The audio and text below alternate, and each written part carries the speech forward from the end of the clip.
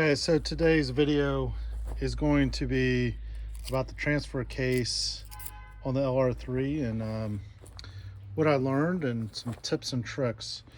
So if you look right here, there are 1, 2, 3, 4, 5, 6, 7, 8 bolts. They're 13 millimeter heads. And they're pretty difficult to get to. So the very bottom ones are very easy. That's no problem. This one and this one are pretty hard to get to. I suggest getting a small 13 and even better, a small ratchet in 13. You might also want a very low profile ratchet. If you'll watch this, you don't have that much room to get it in, so that's why you really need a low profile one. So if you had something bigger,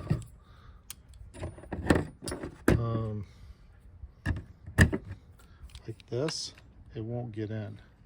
So you could try, but it's going to be pretty difficult. So you want something a little lower profile.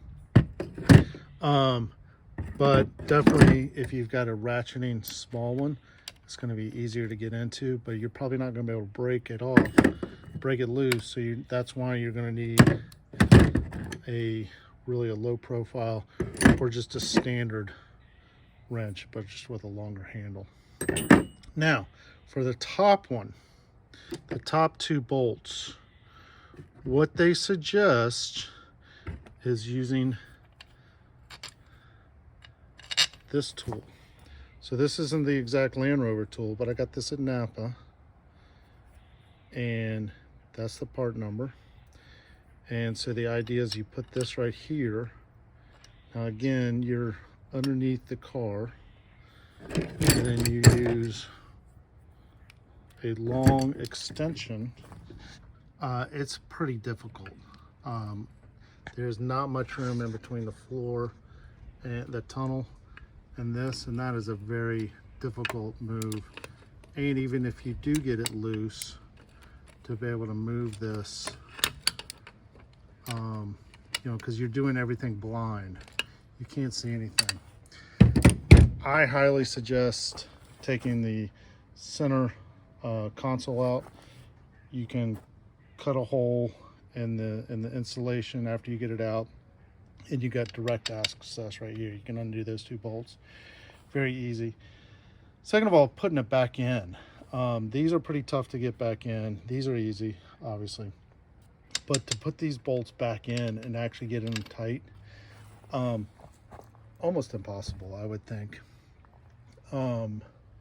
So that's my my suggestion. Definitely small ratcheting for these, and I would go ahead and try to take the whole thing out, because this tool and doing it like in the workshop manual is practically impossible. All right, hopefully this helps somebody. All right, so if anyone's thinking, well, I'll just use an extension, here's the issue. Even if you had an extension, as you can see, that would never work.